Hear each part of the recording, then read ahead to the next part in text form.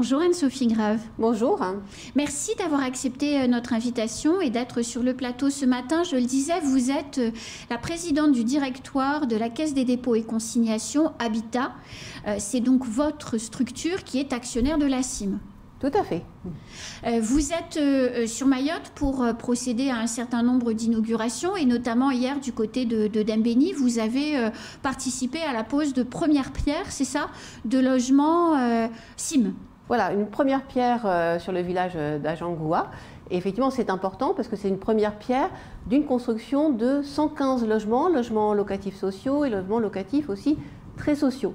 Et ça a été l'occasion aussi de visiter des chantiers en cours puisque aujourd'hui la CIM a 1400 logements en cours de travaux sur les territoires de Mayotte et on a pu voir aussi donc, le chantier des terrasses à Mamoudzou où en face... Le chantier des terrasses, c'est autour du stade de Cavani, entre le supermarché du Baobab et le stade de Cavani pour situer, pour noter les spectateurs. Tout à fait, avec deux opérations, donc une qui s'appelle les terrasses et puis une autre qui s'appelle Vili Vili Manga. Voilà, et donc c'est là aussi deux fois une centaine de logements, donc 200 logements qui sont en train de sortir de terre. Alors 1400 logements, c'est beaucoup. Ça commence effectivement à changer la vie des communes, des villages, en tout cas des quartiers dans lesquels ces logements sont construits. Il me semble, quand on a préparé l'émission, en tout cas, vous m'avez signalé que la CIM avait le souci de participer au rééquilibrage des populations sur le territoire. Qu'est-ce que ça veut dire ? Oui, alors c'est très important, parce qu'effectivement le patrimoine de la CIM aujourd'hui se situe, je dirais, pour une bonne partie sur Mamoudzou. On voit bien aussi qu'il y a quand même un engorgement sur Mamoudzou. Oui, on le voit bien, oui, tous les matins, je pense. Hein. Voilà, quand on voit les temps de transport pour les Mahorais, effectivement, c'est un transport important. Donc c'est important aussi de construire ailleurs, sur le territoire de Mayotte. Et en ce sens, en fait, lors de mon déplacement là, on va signer 4 conventions. On en a signé une hier avec la ville de Dembéni. On va signer ce matin avec la ville de Koungou, avec la ville de Sada et aussi avec la ville de Bandra Boua.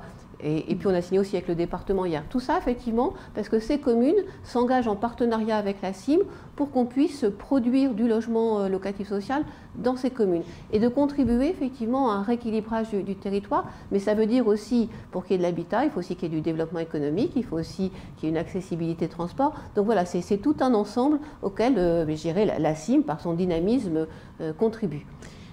Alors, les logements que vous construisez, ils sont destinés à qui? Parce que je vois sur le live Facebook, certains posent des questions sur ce que vous avez dit. Vous avez dit logements sociaux, logements très sociaux. C'est quoi la différence entre les deux? Et qui va loger dans ces appartements? Alors, il faut savoir que le logement social est très réglementé, c'est-à-dire effectivement... Dans notre pays, hein, c'est pas qu'ici. Ah oui, enfin, métropole, Mayotte, territoire ultramarin, effectivement, il y a des règles qui s'appliquent pour l'attribution des logements. Je pense que c'est important de le rappeler. Donc, il y a d'abord une condition de ressources. Donc, effectivement, selon ces ressources, c'est du social ou du très social, ou même du logement intermédiaire, voilà, catégorie de ressources. Et ensuite, il faut savoir que ce sont des commissions d'attribution qui attribuent les logements. Donc, ça veut dire une commission organisée par la CIM et commission à laquelle les maires des communes où on construit sont membres de droit. Je vais prendre un exemple. L'année dernière, j'ai eu la chance d'inaugurer à peu près 200 logements sur la ZAC du Soleil Levant. Donc à Mamoudzou. À Mamoudzou. Et donc, pour ces attributions, le maire de Mamoudzou était membre de droit de la commission d'attribution de logements. Voilà, c'est comme ça que ça se passe. Et après, bien sûr, il faut être en situation régulière sur le territoire pour pouvoir bénéficier d'un logement locatif social. Alors, madame, quand on construit, je prends l'exemple des terrasses de Mamoudzou parce que c'est assez emblématique.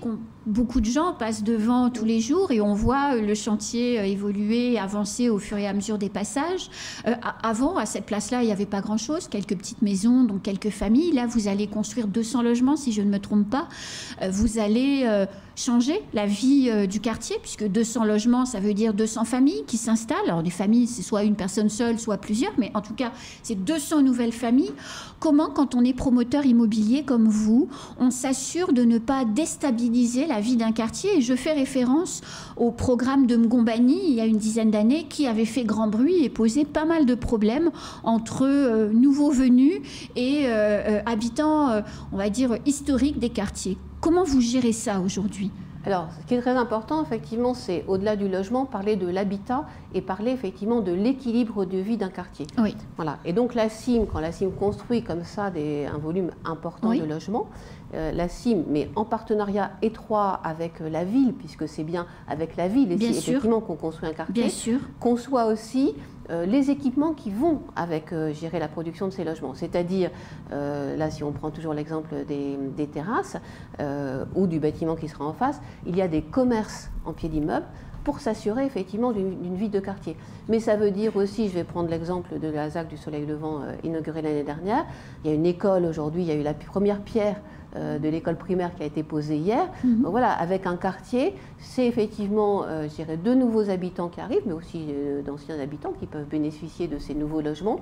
Mais il faut s'assurer que le quartier va bien vivre demain, qu'il soit équilibré et qu'il soit équilibré aussi dans une mixité de logements, mais aussi une mixité dans notre jargon qu'on appelle fonctionnelle, c'est-à-dire qui est toutes les fonctions en fait d'un quartier, du commerce de proximité, l'école, des équipements sportifs. Voilà, c'est ça qui fait effectivement une ville équilibré et un quartier qui vivra bien demain. Si on prend l'exemple de la ZAC du Soleil Levant, donc à Hamaha, l'équilibre du quartier, on n'y est pas vraiment encore. On est dans des constructions de logements. Enfin, c'est très triste, la ZAC du Soleil Levant. Alors, quand on démarre effectivement sur une ZAC, ça met du temps aussi à prendre.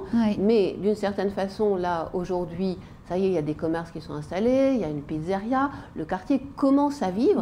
Il y a l'école et c'est très important parce que c'est vrai que voilà, quand on lit, ce sont des familles qui arrivent et les familles, c'est des enfants et il est essentiel de pouvoir les mettre, je dirais, à l'école mais en proximité. Donc, voilà. Donc c'est vrai que quand on est sur une ZAC, ça met du temps. Voilà, à ce qu'un quartier, trouve pleinement son essor. L'important, c'est que dès le départ, d'un point de vue, urbain, il soit conçu comme tel. Et j'ajouterais aussi que l'attention de la CIM porte aussi sur la qualité des logements qu'on construit.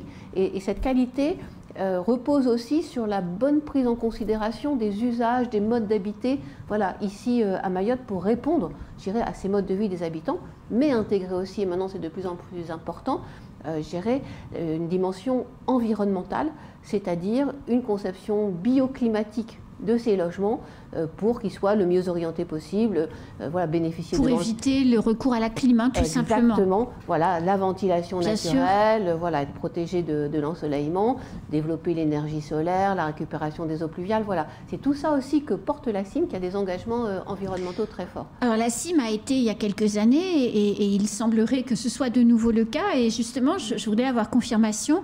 La CIM a accompagné la mise en place, il y a fort longtemps, bien avant la Caisse des dépôts, la mise en place de cette brique de terre compressée qui aujourd'hui est un process industrialisé, entre guillemets, normé, etc., etc. Quelle est la part dans vos constructions, dans vos programmes de construction aujourd'hui de cette brique de terre compressée ? Alors, cette BTC, comme on l'appelle chez nous. Peut-être de rappeler aussi un chiffre sur la production de la CIM, puisque la CIM là, va engager chaque année une construction de 500 logements. Donc en 5 ans, c'est 2500 logements. La CIM aujourd'hui, ça représente 2500 logements. Donc elle va doubler de taille, je dirais, en 5 ans, ce qui est énorme. Donc, et dans les constructions d'aujourd'hui, effectivement, on revient de plus en plus à ce qu'on appelle les écomatériaux. Et donc la brique de terre compressée que vous évoquez, aujourd'hui, effectivement, devient un matériau que la CIM emploie, je dirais, vraiment davantage dans ces constructions et s'attache effectivement à utiliser en fait les matériaux locaux, puisqu'effectivement dans la démarche environnementale, voilà, le recyclage des matériaux, l'utilisation des matériaux ici présents sur le territoire de Mayotte, c'est très important. Donc aujourd'hui, effectivement, je fais ça parce que c'est en train de se développer davantage cette utilisation de la brique de terre compressée. Donc du coup, ça aide derrière des professionnels locaux à se structurer, enfin ça crée de l'emploi. Au-delà de la simple construction des bâtiments qui sont les vôtres et que vous allez louer derrière, ça répond aussi à un souci de développement économique. Alors c'est très important puisque ça représente 120 millions d'euros d'investissement sur le territoire par an. Enfin, les 500 logements. Cette production, oui. Effectivement. C'est beaucoup d'argent. Et donc c'est beaucoup d'argent, mais ça veut dire aussi beaucoup d'emplois. Donc oui. qui font travailler, alors en amont, les maîtrises d'œuvre, les bureaux d'études, ici localement, qui font travailler effectivement les entreprises du bâtiment. Et donc effectivement, c'est de l'emploi local. Et je rajouterais aussi que la CIM est attachée dans ses marchés de travaux à ce qu'il y ait des clauses d'insertion. J'allais vous demander justement. Oui. Voilà, pour permettre en fait à des personnes un peu éloignées de l'emploi de pouvoir bénéficier en fait de ces chantiers pour bien être employés sur les chantiers et puis retrouver en fait un parcours d'insertion professionnelle. Sur les 120 millions d'euros que vous investissez chaque année dans la construction de logements, quelle est la part de cet argent qui irrigue l'activité économique locale? Autrement dit, combien repart en métropole ou à La Réunion et combien reste ici? Alors, rien ne repart en métropole, rien ne repart à La Réunion. En fait, tout ce qui est investi sur le territoire reste sur le territoire. Oui. Et, donc, il n'y a pas d'entreprise métropolitaine ou réunionnaise qui travaille sur les chantiers de la CIM, c'est 100% d'entreprises locales. Alors, vous avez des grands groupes qui sont présents ici. Donc, ça repart en métropole. Colas, le bénéfice, il reste pas à Mayotte. Colas, alors, moi, je ne peux pas répondre pour eux, oui. Vous le comprendrez bien. Mais en tout cas, la CIM et effectivement, les résultats de la CIM, les bénéfices que peut faire la CIM, sont réinvestis intégralement sur le territoire de Mayotte. Et nous, en tant qu'actionnaires de la CIM, nous sommes attachés, et nous sommes là plutôt pour accompagner, je dirais, en financement la CIM pour lui permettre effectivement de réaliser cette production qui est considérable. Enfin, il faut se rendre compte que si on prend, si vous voulez, un bailleur social en métropole, vous n'avez aucun bailleur qui a un rythme de développement, je dirais, aussi important que celui de la CIM. Et pour cela, il faut être accompagné aussi, je dirais, tant en financement qu'en expertise. Et c'est ce que nous faisons avec la CIM ici. Si vous n'étiez pas entré dans le conseil d'administration de la CIM, qui est notre entreprise mahoraise, un peu le cocorico local, est-ce que la CIM aurait pu avoir un tel développement? Alors aujourd'hui, si on compare, je dirais, la CIM avant qu'on entre au capital et après, je rappelle, la CIM, c'était une centaine de logements produits par an. Aujourd'hui, la CIM, c'est 500 à 600 logements produits par an. Donc, effectivement, c'est une façon de répondre. Oui. Voilà, on a pu multiplier par 5 le développement de la CIM. Et ce sont les garanties financières que vous apportez qui ont permis d'aller plus vite, d'aller plus loin? Alors, à la fois, effectivement, je dirais les garanties financières, mais aussi, je dirais, l'apport aussi d'expertise, de savoir-faire, de process, puisque, effectivement, je rappelle, CDC Habitat, c'est 530 000 logements au niveau national, 90 000 logements dans les Outre-mer, donc une belle expertise, je dirais, au niveau du groupe en tant qu'aménagement, en tant que construction, mais aussi un très fort attachement au territoire. C'est-à-dire qu'aujourd'hui, par exemple, la CIM porte un projet de territoire pour Mayotte, donc nous sommes en appui. Donc, on ne fait pas à la place d'eux, on est vraiment en appui pour accompagner et effectivement que ce qui se passe ici vraiment soit bien adapté en fait au territoire en partenariat avec je dirais, les collectivités du territoire. Et ce sera ma dernière question parce que le temps tourne et j'en avais encore 100 000 à vous poser, mais comme vous venez de temps à autre, vous reviendrez sur le plateau la prochaine fois. Avec plaisir. Dans les 500 logements par an que vous construisez, comment se répartissent les niveaux? On a parlé de logement très social, on a parlé de logement social, mais il y a aussi des fonctionnaires qui viennent travailler à Mayotte et qui ont besoin de se loger et qui ne trouvent pas de logement et qui, d'un point de vue juste des ressources, pour reprendre vos critères, ne rentrent pas dans les cases du logement social ou du logement très social. Est-ce à dire que vous ne construisez plus de logements intermédiaires ou de logements dérégulés où il y a une part dans ces 500? Oui, alors il y a une part effectivement de ce qu'on appelle du logement intermédiaire ou du logement libre. Effectivement, pour le logement des fonctionnaires, c'est vrai qu'il y a une grosse demande. Par exemple, si je prends les agents hospitaliers, il y a une forte demande sur les agents hospitaliers.